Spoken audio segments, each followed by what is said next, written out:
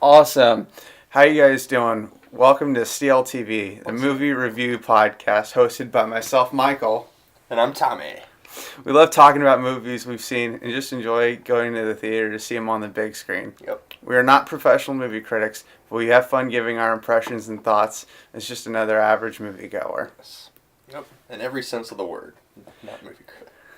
For this episode, we went to see the newest release in the Halloween franchise, Halloween. So what do you think about it? I mean, you had a lot to say about it because you saw the original Halloween, and I saw it from a movie perspective. So let's talk about your view. Okay, so seeing the original, and then seeing this one, right? So this movie erases every other movie except the original. I think for this movie, it captures the essence of the original. You definitely feel Michael Myers come back, and Michael Myers is just brutal in this one in ways that we kind of didn't really see. Like I didn't get impacted. Like I felt the tension of Michael Myers in the first one, but with some of the kills in this latest movie, you felt just he was merciless and brutal. Oh my gosh. I think. His kill scenes were brutal. I really enjoyed seeing him just slay people. Mm-hmm. The cinematography in this one was very much like that of the first film, where it was almost like another character. Right. The way it captured Michael on screen, and the way it kind of took us through the way he maneuvered throughout houses or neighborhoods. That was very similar to the first one. And the long shots in it were incredible. Oh my gosh. I really love that, yeah. Yeah, the long shots. Because there was like one where he was going through the houses on Halloween night. That's the one that really stood out to me. And then I think the gas station had a little bit of it too, which was another great suspense scene. Mm-hmm. So yeah, the long uncut shot in Halloween night. We saw a bit of that in the trailer where he gets the hammer. Mm-hmm. Lordy, that was cool to see that. Like that was the first. That was really that's Michael Myers back on Halloween night. Really, that's the first time we see him. Essentially, like if. You okay, Tommy? I drank my Coke wrong. Keep going. So it was cool to see Michael Myers back in the neighborhood terrorizing people again. Yeah. I don't know if it's a spoiler, but I want to save it for the spoiler section. The gas station scene. Yeah, I mean it was in the trailer. Yeah. Some of it. Well, then do we want to talk about? It's not really a spoiler, but we just can't talk about. Yeah, what just remember happens. what was in the trailer and then talk about. Okay. Yeah. Or we'll get hate mail, like, full of our inbox. So, the gas station scene that you see. Okay, how do I say? We could just. I don't know. We'll leave it for the spoiler section, just so we don't. Tread very. Yeah, I tread very lightly. Yeah, but back to paying homage to the originals. We saw the season of the witch masks a couple times. Even little things like when Michael Myers made that kill in the house that we see in the trailer, with the hammer. That was paying homage to the second Halloween movie, where we see there's another lady wearing pink making a sandwich. Oh, I didn't know that. Yeah. That's where he gets the infamous knife.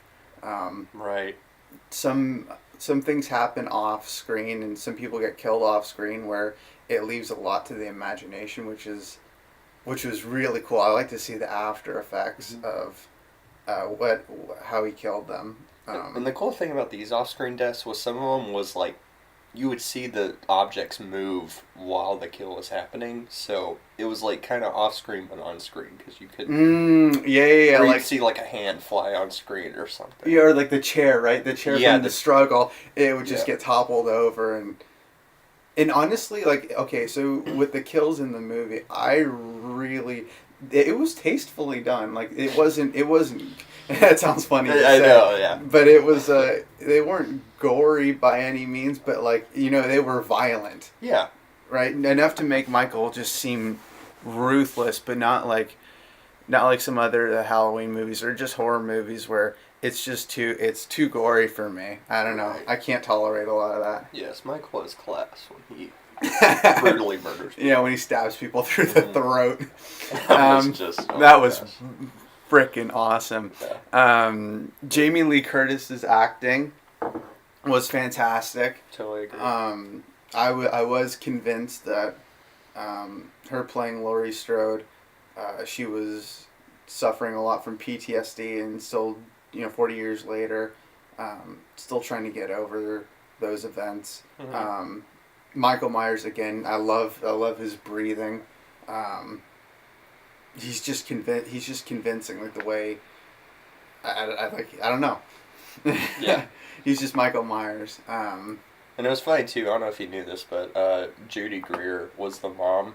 And if Yeah. you've seen the show Archer, she does Cheryl Tunt as like. Okay. But yeah, so I was excited to see her in it. Her acting was decent.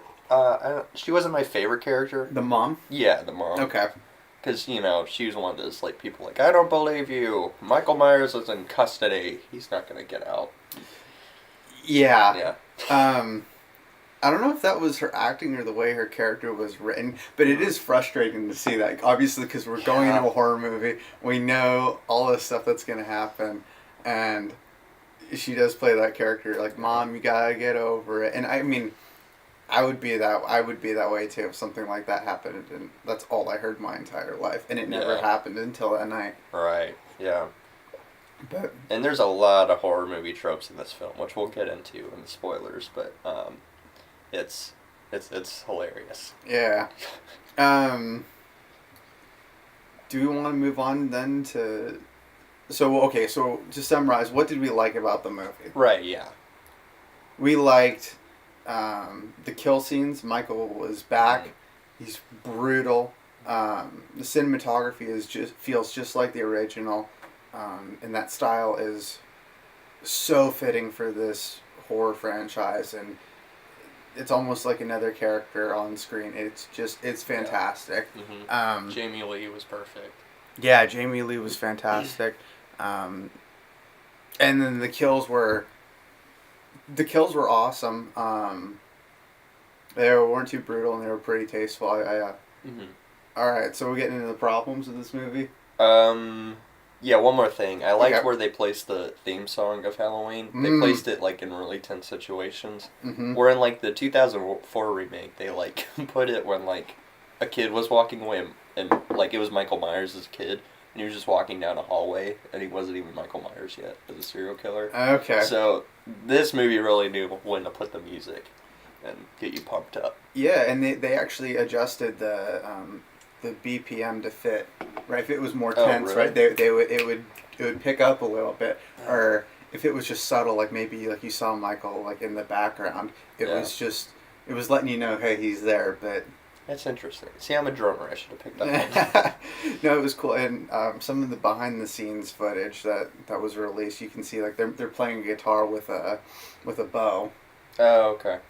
Yeah, it was really cool, and I think like looking back at that and hearing that score again, you can totally see. Oh, that was pretty innovative in how they scored it and how they played those notes. I did that. Okay, so spoiler season. Spoiler, okay. Spoiler and our problems with the movie. Do we need to do that spoiler thing or? Oh yeah, I'll just edit it. That's okay. So I thought personally the film felt distracted. Mm-hmm. You said that before. Yeah, the film felt distracted. There's too many narratives going on. It didn't know what it wanted to be, whether it was a comedy or a horror movie or like a horror slasher. Right. I don't know. What are your thoughts, Tommy? To me, it was kind of predictable, honestly, and it was just because all the horror movie tropes and the trailers showed most of the. Oh my god! Yeah. Okay. So the tropes were a little too much for me. Like I just knew, right? Yeah. Someone's about to get killed. All right, they're probably going to slip on something. Like as soon as they're getting away. Right. or there's a highway you can run to with a straight path and you can see Michael Myers the whole time, or do you choose the woods? Or you choose the woods where he could come out of nowhere and just kill you. Guess what choice she chose? Yeah. There's that. The tropes were frustrating. Like, this is something we've seen before, and I wish there weren't nearly as many. That was kind of a big negative for me. Definitely made the film predictable. The best kills, not the best kills, but the majority of the kills you see in the trailer. Mm-hmm.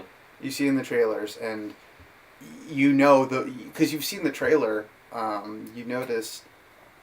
You just know when the kill's gonna happen, and so you're totally prepared for it, and it almost spoils the movie because if we never saw any of those, we wouldn't know how any of them happened, and it would make watching it a lot more engaging. Yeah. Let's see.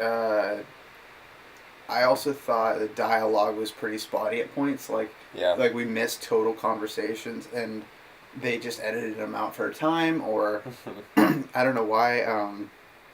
But it's almost like the characters like heard something else being said, and like dialogue would switch, and it was incoherent at times. I could see that. I was off. Yeah, I was off. That dinner scene was really weird with like the chugging of the wine. Yeah. I mean, it showed that she was an alcoholic. But I don't know. It was just like, are we still watching Michael Myers movie, a horror movie? Yeah, it didn't. I don't even know what to say about that dinner scene. Like, I get it. Like, she was watching Michael Myers like get on the bus and getting transported, and that brought back so many terrible memories. Right. But like, she was going to the dinner party to like see her granddaughter, see her son-in-law, her daughter, and her granddaughter's boyfriend, but she just like as soon as she came in, she just started chugging, and I was just totally off put by that. I didn't. I don't know. That was a disconnect for me. Right. Oh shoot! What else was I gonna say? I had something else. Was it like the tropes or tropes? One was predictable. Right. I thought that getting Michael Myers and Jamie Lee together, I felt that was a little bit forced. Yeah. Like at the end in that third act, like. And that's what it was. Some people made some interesting decisions just so that the plot needed it. Yeah. Like, so there's a doctor who's the new psychiatrist. Oh, that was so weird. That was so weird. Like, and that's one of those things where a decision like that will make an audience member go, "Oh, that was interesting. I didn't know. I didn't think about it that way." Or like us, where it just totally off-put us. The psychiatrist. They're hunting down Michael Myers. There's the sheriff in town, the psychiatrist, and the granddaughter. They're all in the sheriff's jeep. Right. Well, the sheriff makes a terrible decision. Instead of calling for backup, he just decides we're going to kill this thing right now with everyone in the car, and let's go try to run over Michael Myers. So he does that, and the sheriff's about to kill Michael Myers, and then the psychiatrist has like a knife in his pen, and he just slashes the sheriff's throat. And you thought, like, we didn't know why he did it at first. Like, you thought he was doing it to protect Michael. Because he's property of the state. Right. But nope, that was not the reason. Yeah, the reason was because he became fascinated with Michael and wanted to explore his psyche. Yeah. And he wanted to know what it felt like to kill. And that was kind of off-putting. Like, I don't know if I ever got the sensation that the psychiatrist was insane from the beginning, so this really seemed almost out of character. Right. And I don't know why, and I guess it could have been a good choice, but when he put on the mask, I just thought he looked so dumb in it. Yeah. And I'm like, this is scary. This is, like, I don't know. I thought it was weird. Like, he was like, "Oh, look at me, I'm Michael Myers." Yeah, I was thinking that. I'm like, dude, you were like, no wonder he killed you. He probably felt insulted. Yeah. That's probably why Michael Myers killed the doctor first before he killed the girl in the car. It didn't seem like he wanted to kill the girl. Yeah. Like, he had the opportunity to, like, at the very beginning. It's really hard to understand, like, why or what's Michael's motives when he kills. Because, he walked away from the baby in the crib. Mm-hmm. And he was just going through person by person by that point. So I guess he has morals about killing children, which is a good thing. Yeah, but like really almost, which is interesting because really going through the film, he kills almost everyone. Yeah. He leaves a baby, but he kills a dad and his kid at pretty much the beginning. Forgot about that. He killed a child, so it had to be like toddler age to get his grace. But yeah. Yeah, but then when the granddaughter's put in the back seat with Michael doesn't even look at her. Right. And he could easily just snap her neck like that. Oh yeah. But yeah, Michael's been he hasn't skipped leg day at all. He just bashed in the back of that cop car. Yeah. And that was one of the most brutal and just badass deaths that I've ever seen in this franchise. With the stomp. The stomp. Yeah. Yeah, the stomp on the psychiatrist's head. His head gets smashed in like a pumpkin or like worse than that. Like it's everywhere and it's brutal. Mm-hmm. I did notice, I think, some like latex right of the fake head that got stomped. I think I noticed that a little bit, which was, I mean, it is what it is. I noticed it a little bit too. Like it still looked pretty real. But oh yeah, oh it was just oh the final. So the last act, the final showdown with Jamie Lee and Michael, it felt a little bit like a completely different movie for me. Just because it's like, oh, it's like Michael in a house playing hide and seek. It felt really disconnected from. Yeah. It didn't feel like natural. It felt like they shot it and then said, okay, now how do we get Michael in this house? And they built the rest of the movie off of that. Right. And I think it had a sense of that, but I also felt like it had a bunch of homages to the original film, like Laurie Strode opens the closet and then the guy's arm falls down like the original with the girl in the closet. I think that was a scene. I'm pretty sure that was a scene in the original. And then the Michael Myers like pushes Laurie Strode off the balcony. Oh, that was and she disappears. Awesome. Yeah. So in the original, Michael gets shot and he falls off the window. And then he disappears when Laurie looks away. Well, in this movie, the same thing happens, but just opposite. Michael turns away for 2 seconds, and then Laurie's gone. I thought that was so well done. Like, that is fan service right there. I thought, totally okay, the tables have switched. Instead of Laurie being hunted, she's now the hunter. Right. Mm-hmm. I thought I was really angry for a second with that bait and switch with the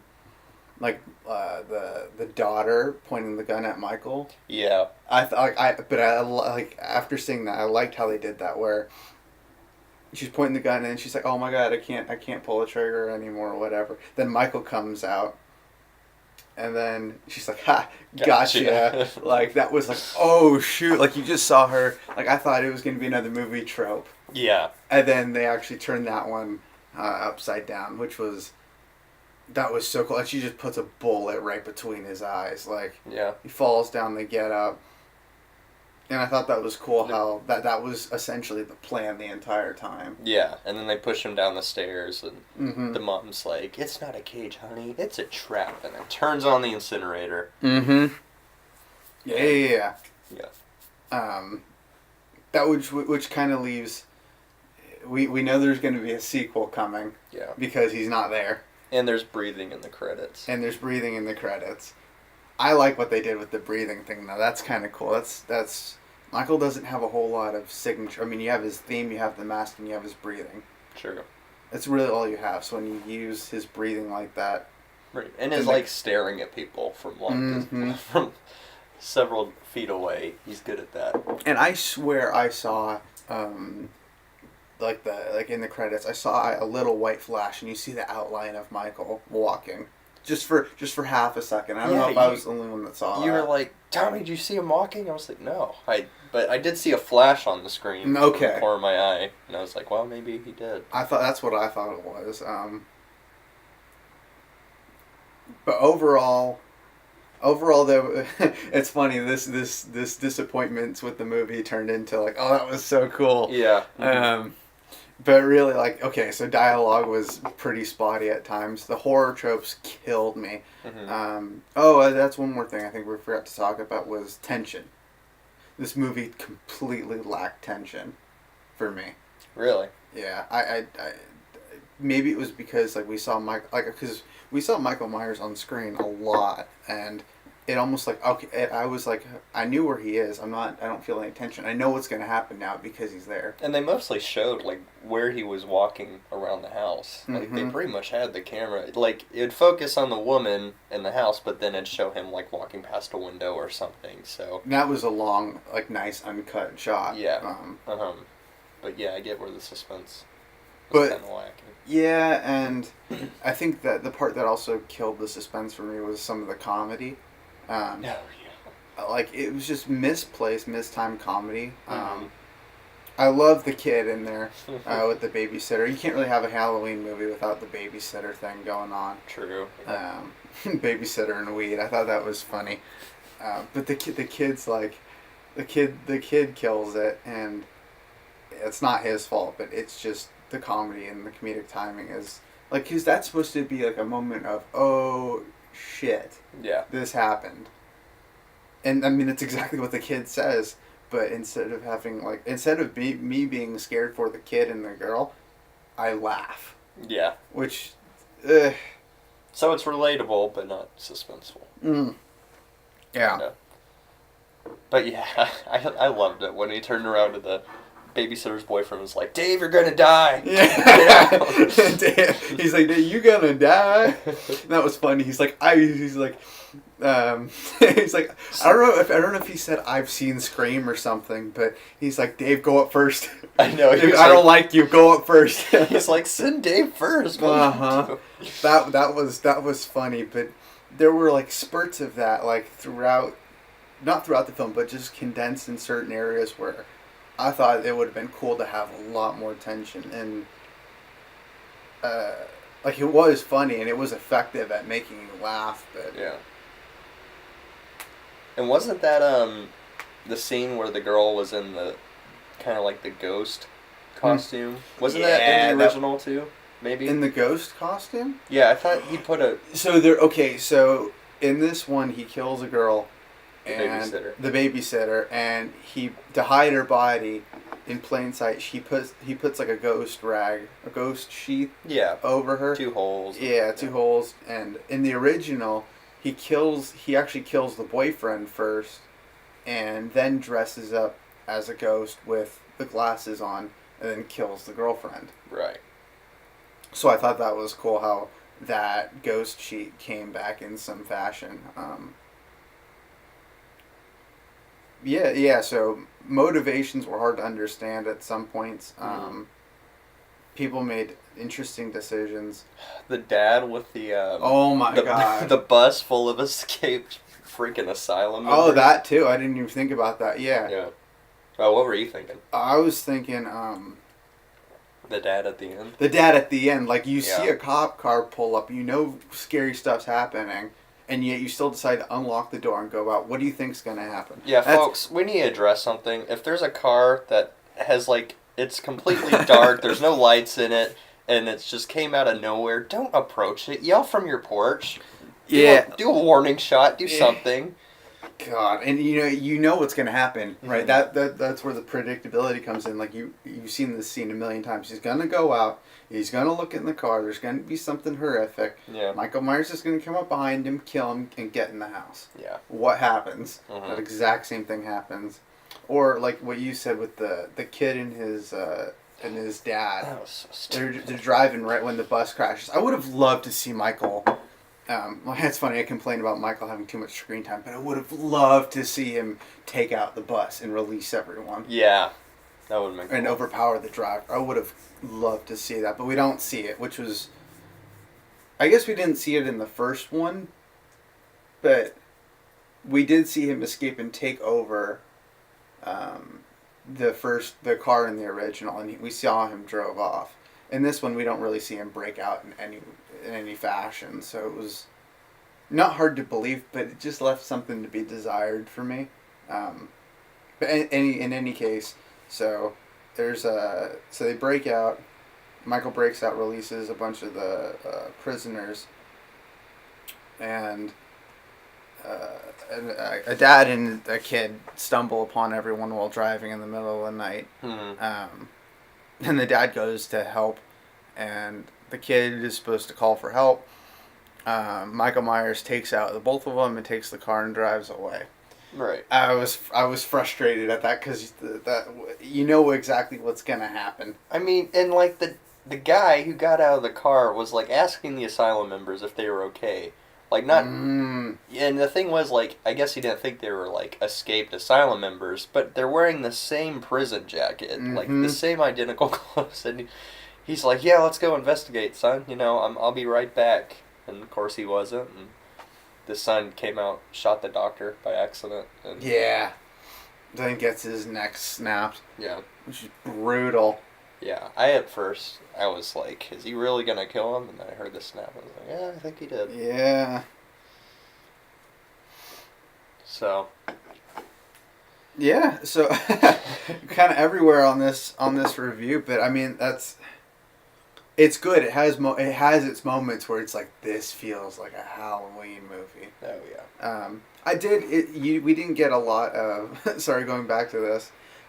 We did like. In the first one, we didn't feel too attached to a lot of the characters. They were just, we see them when we know they're expendable. With this one, we get to spend a little bit of time with them, so when they die, their deaths are a little bit more impactful. But it feels not like wasted screen time then, because we got to know them and then they just got killed, but it feels a little bit like wasted screen time. To me, at least. Yeah, I can see that. Alright, so what do we give in this movie? On my scale, I'll give it 2 enthusiastic thumbs up out of 4. Okay. So, like, halfway.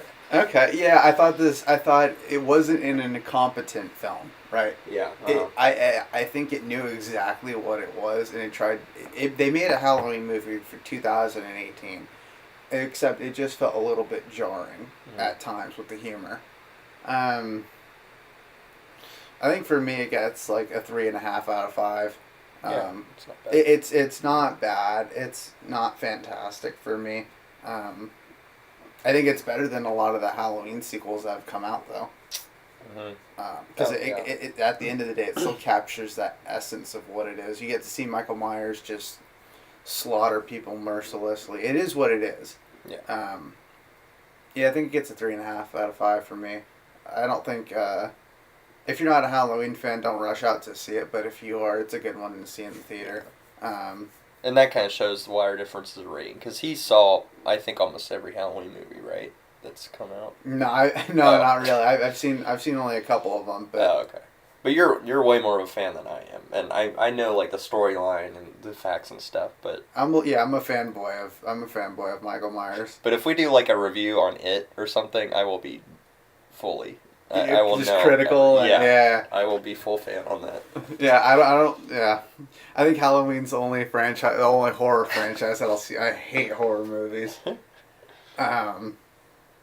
Well, anyway, guys, thanks for tuning in. I think that wraps it up for us for this episode. If you agree or disagree with our opinions, comment below and let us know why you think that way. Yeah. Again, thanks for tuning into this episode. We look forward to catching you next time. Peace. Bye, guys.